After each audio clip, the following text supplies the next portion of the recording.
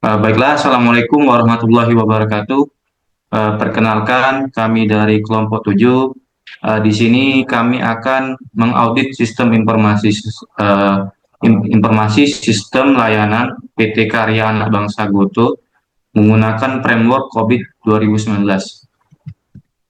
Sebelumnya, perkenalkan dulu, nama saya Emi Faisal, NIM saya 211420107. Di sini saya sebagai ketua dan ada teman saya Calvin Kurniawan dan ada Alfarido.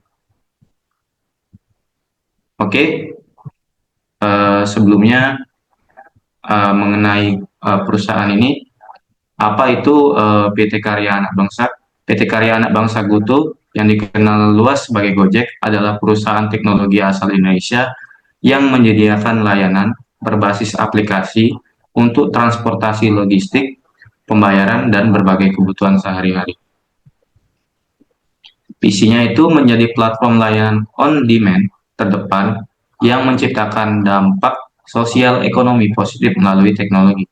Dan misinya sendiri itu memberikan solusi sehari-hari yang nyaman dan efisien bagi berbagai masyarakat dengan memanfaatkan teknologi inovatif.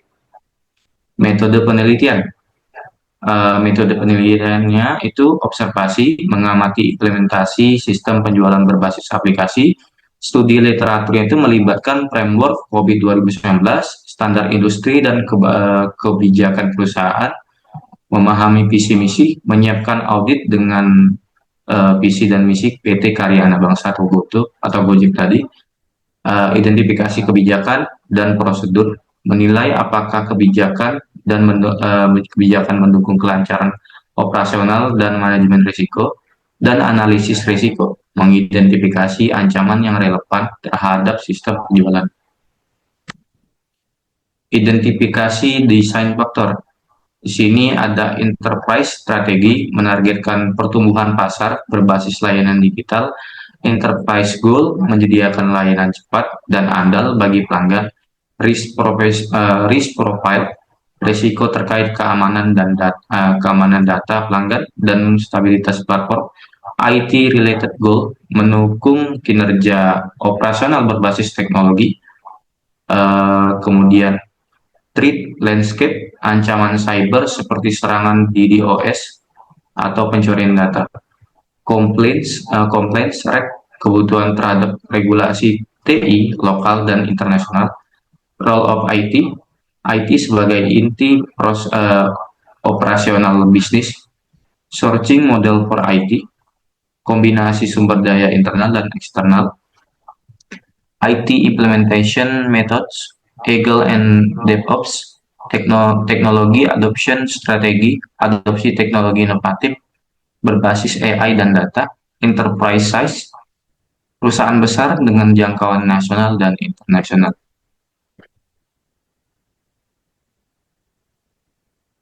Oke, kemudian ada penerapan dan pemetaan domain desain faktor terpilih. Enterprise strategi fokus pada strategi yang menetapkan pelanggan sebagai pusat dari semua layanan yang diberikan. Kemudian ada enterprise goal, menekankan pada penyediaan layanan inovatif untuk mempertahankan keunggulan kompetitif. Kemudian ada IT related goals, memastikan bahwa risiko yang terkait dengan ATI termasuk keamanan data dan uptime system dikelola secara efektif. Kemudian ada teknologi adoption strategi, mengadopsi teknologi terbaru untuk meningkatkan efisiensi dan menawarkan pengalaman pelanggan yang lebih baik. Oke, di sini ada analisa desain faktor 1, enterprise strategy. Di sini ada value, importance, dan baseline. Ada growth, acquisition, innovation, differentiation, cost leadership, dan client service, dan stability. Oke, yang pertama itu ada growth acquisition dengan importance 4. Alasannya, Gojek fokus pada pertumbuhan jangkauan dan akuisisi mitra di berbagai layanan seperti GoFood, GoRide, GoSend, dan lain-lain. Pertumbuhan ini juga didukung oleh ekspansi ke negara lain di Asia Tenggara. Kemudian ada baseline, nilai baseline cukup stabil. tetapi ada potensi peningkatan seiring penguatan posisi Gojek di pasar global. Kemudian ada innovation dan differentiation. Alasan Gojek dikenal sebagai perusahaan yang terus berinovasi, menciptakan layanan terintegrasi untuk memberikan pengalaman unik kepada pelanggan. Contohnya adalah penggunaan AI dan big data untuk mempersonalisasi layanan. Kemudian baseline-nya itu sudah berada di tingkat yang tinggi, tetapi masih ada ruang untuk diferensiasi lebih lanjut, terutama menghadapi kompetitor seperti Grab. Kemudian ada cost leadership, nilainya 3. Alasannya meskipun Gojek bersaing melalui inovasi, efisiensi biaya, tetapi pertimbangan khususnya untuk menjaga harga layanan tetap terjangkau bagi pengguna di pasar dengan daya beli yang bervariasi. Kemudian baseline-nya sendiri itu strategi biaya sudah cukup kompetitif, kemudian tetapi peningkatan untuk efisiensi operasional dapat meningkatkan posisi ini. Kemudian ada client service and stability dengan nilainya 5. Alasan stabilitas layanan adalah prioritas utama karena pelanggan mengandalkan Gojek untuk kebutuhan harian, menjaga uptime aplikasi, dan keamanan data pelanggan menjadi kunci utama. Kemudian baseline-nya itu tinggi, sudah tinggi, tetapi Gojek perlu terus berinvestasi dalam infrastruktur dan dukungan pelanggan untuk mempertahankan kepercayaan. Oke, di slide selanjutnya akan dilanjutkan oleh saudara saya itu Muhammad Calvin Kurniawan. Padanya saya persilakan. Baiklah, terima kasih saudara Imam. Di sini saya akan menjelaskan lanjutannya. Di sini ada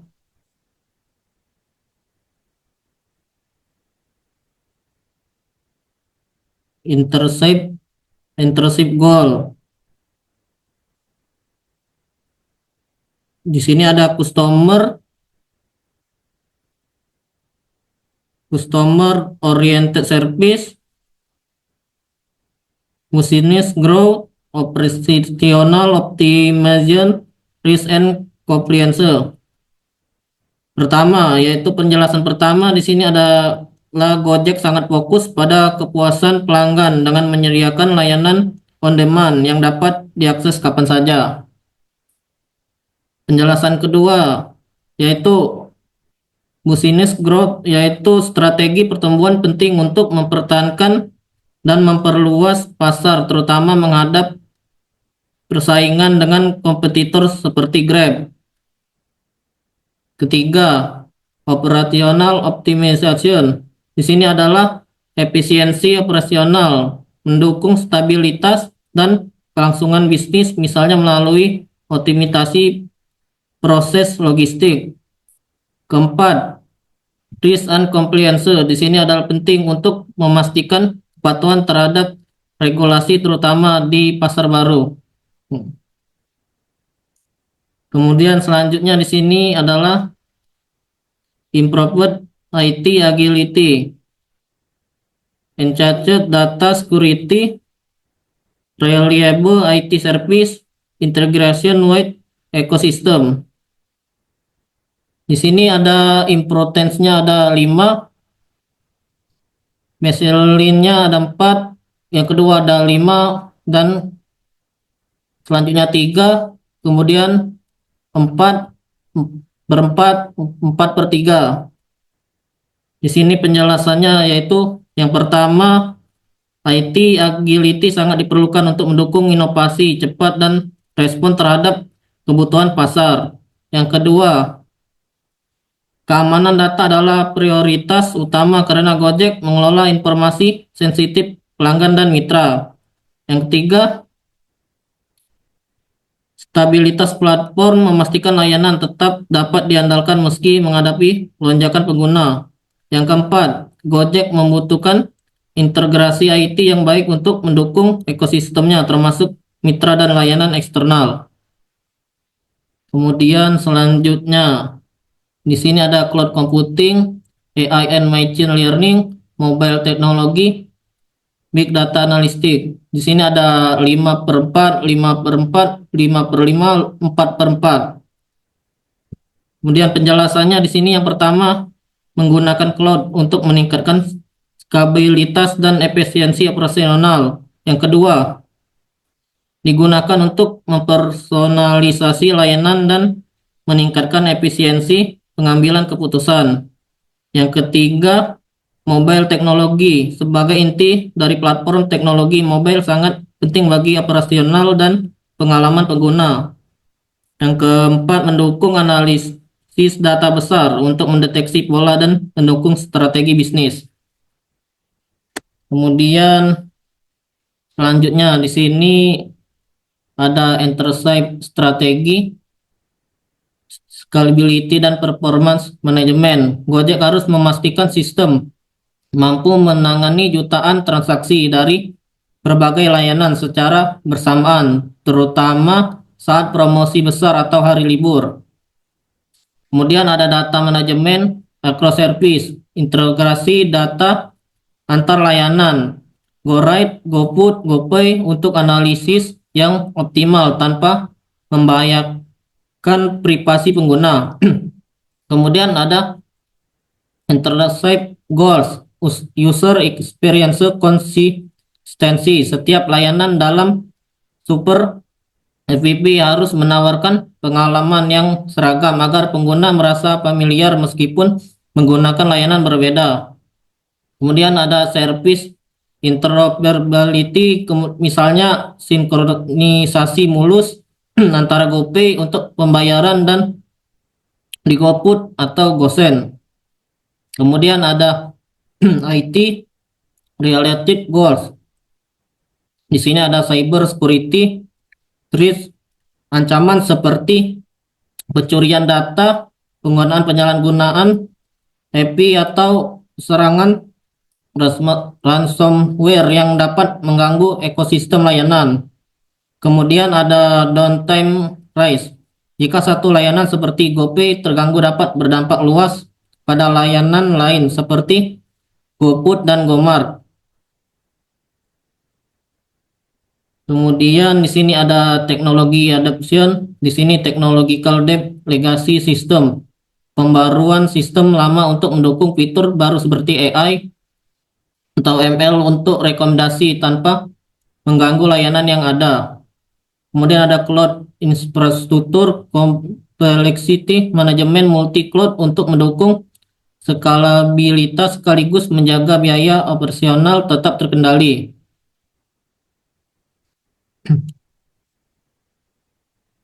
Kemudian di sini adalah hasil penelitian.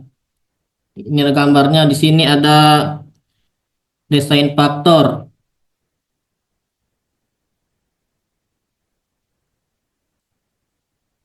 Di sini ada intrinsic strategi skalabilitas sistem untuk mendukung pertumbuhan perusahaan. Pemenuhan kebutuhan inovasi untuk bersaing di pasar. Domainnya seperti ini.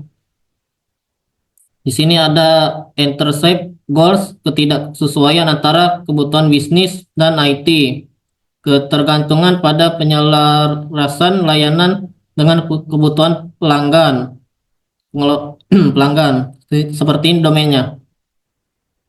Kemudian ada risk profile, risiko keamanan cyber dalam pengelolaan data sensitif, risiko kegagalan operasional pada layanan inti. Sini seperti ini ya domainnya.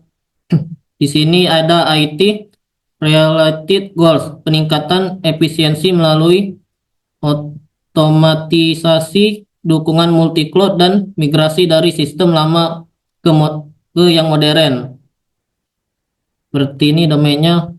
Ini ada empat jenis. Kemudian ada 3 jenis di sini. Ada APU 11, DSS 02, APU 13. Sini relevansi utamanya adalah pengelolaan kualitas untuk memastikan fitur aplikasi stabil dan sesuai ekspektasi pengguna. Kedua, respon cepat terhadap insiden teknis atau permintaan layanan pelanggan seperti masalah pembayaran. Ketiga, mengelola keamanan informasi untuk melindungi data pelanggan dan mencegah serangan cyber. Nah, kemudian saya lanjutkan ke saudara Alvarido. Kepada saudara Alvarido, dipersilakan. Oke, siap. Terima kasih untuk Saudara Calvin. Analisis APO 11 Manage Quality. Di sini ada subdomainnya dan APO 11.01 Establish Quality Management System atau QMS. Aktivitas 1. Menyusun sistem manajemen kualitas. 2. Mengimplementasikan QMS secara menyeluruh. Hasilnya Y, penilaian 1/4 3, rating L, dan capability levelnya 3. APO 11.2 Define and Manage Quality Criteria. 1.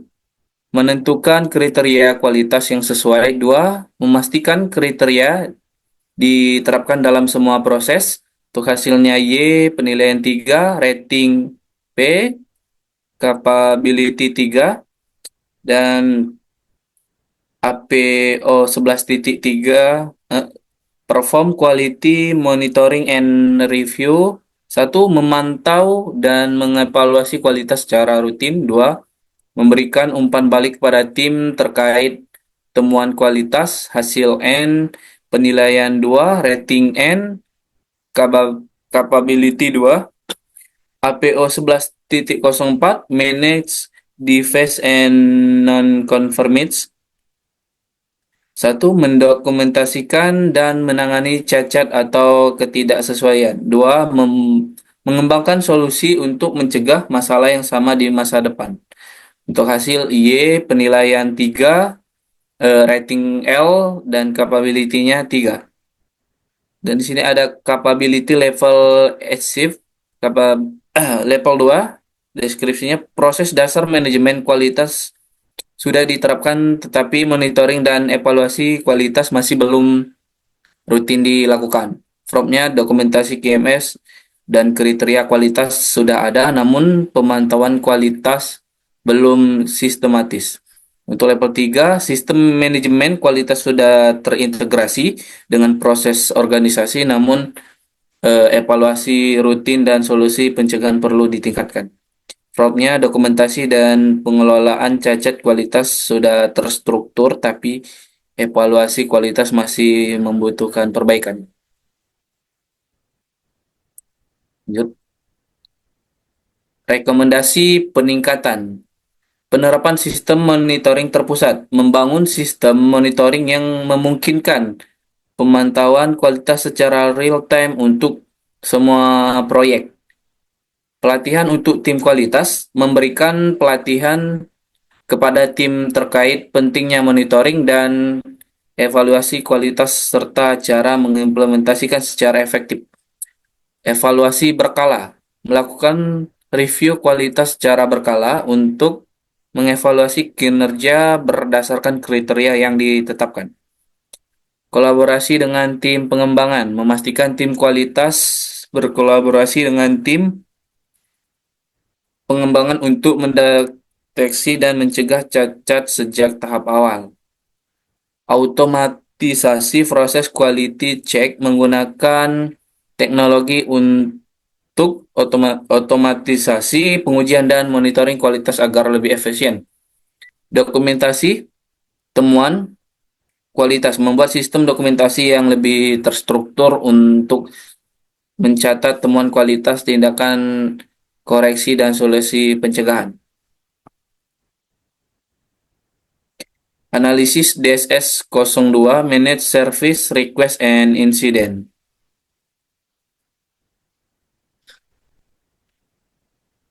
Di sini subdomain DSS 02.01 Define Service Request and Incident Management Products Prosedur. Aktivitasnya satu, tentukan prosedur penggunaan insiden. Dua, pastikan prosedur tersedia dan diketahui oleh tim. Untuk hasilnya Y, penilaian 3, rating L, capability-nya level 3. DSS 02.02, aktivitasnya satu, klasifikasikan insiden. Dua, tentukan prioritas berdasarkan dampak. Untuk hasilnya Y, penilaian 3, rating P, capability-nya level 3. DSS 02.03, aktivitas satu, menangani insiden sesuai dengan prioritas. Dua, pastikan insiden ditangani dalam waktu yang efisien. Hasil Y, penilaian 4, rating F, level 4. DSS 02.04.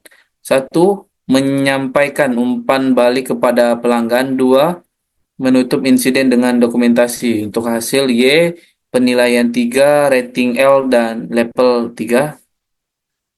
Capability level exceed. Untuk level 3, proses manajemen insiden dan permintaan layanan telah terdefinisi dengan jelas. Prosedur sudah tersedia, tetapi perlu lebih konsisten dalam implementasi dan evaluasi. Untuk promnya, prosedur dan dokumentasi ada, namun masih ada ketidakkonsistenan dalam waktu penyelesaian atau pengklasifikasian insiden yang mungkin mempengaruhi kepuasan pelanggan. Untuk level 4, proses manajemen insiden sangat terstruktur dengan evaluasi rutin dan penggunaan teknologi untuk pengklasifikasian serta penyelesaian insiden yang efisien. Untuk formnya, peningkatan signifikan dalam waktu respon, dokumentasi yang jelas, dan pengelolaan insiden yang cepat sesuai SLA. Rekomendasi peningkatan automatisasi proses, menerapkan teknologi untuk mengotomatiskan pengklasifikasian dan prioritas insiden untuk meningkatkan kecepatan respon. Pemantauan kinerja dan SLA, menetapkan indikator kinerja dan SLA yang lebih ketat untuk memastikan waktu penyelesaian insiden lebih cepat dan sesuai harapan pelanggan. Peningkatan pelatihan tim, menyediakan pelatihan berkelanjutan untuk tim terkait pengelolaan insiden dan permintaan layanan. Peningkatan sistem feedback, meningkatkan sistem feedback untuk memberikan umpan balik yang lebih terstruktur dan lebih cepat kepada pelanggan setelah insiden ditangani. Evaluasi dan tinjauan prosedur rutin, menyediakan pelatihan berkelanjutan untuk tim terkait pengelolaan insiden dan permintaan layanan. Penggunaan alat pemantauan yang lebih canggih, mengintegrasikan sistem pemantauan dan manajemen insiden yang lebih canggih untuk memberikan visibilitas yang lebih baik dalam penyelesaian insiden. Lanjut. Analisis kesenjangan GAP.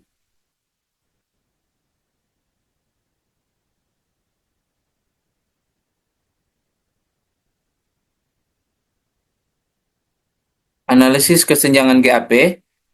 Domain APO 11 Manage Quality, level saat ini level 2, target untuk levelnya level 3, dan GAP-nya kesenjangan dalam monitoring kualitas dan evaluasi sistematis. DSS 02 Manage Service Request and Incident, level saat ini level 3 dan target levelnya level 4. Untuk GAP-nya kesenjangan pada penyempurnaan analitik insiden dan otomatisasi penyelesaian permintaan. APO 13 Manage Security, level saat ini level 3, target level 4, dan GAP kesenjangan dalam pengelolaan insiden keamanan, tingkat lanjut, dan pemantauan keamanan proaktif.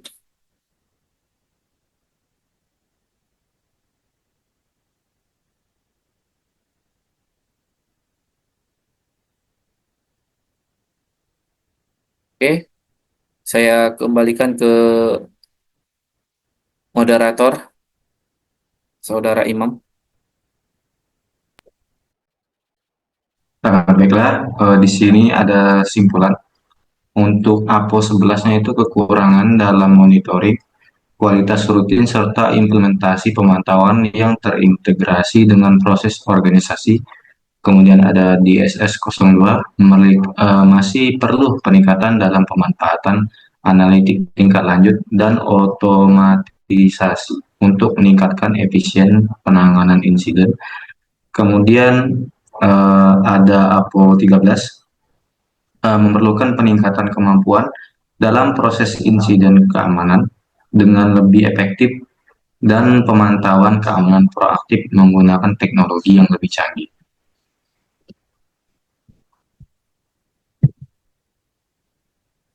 Oke, sekian dari presentasi dari kami. Lebih kurang saya selaku moderator mohon maaf untuk mewakili teman-teman saya akhiri. Wassalamualaikum warahmatullahi wabarakatuh.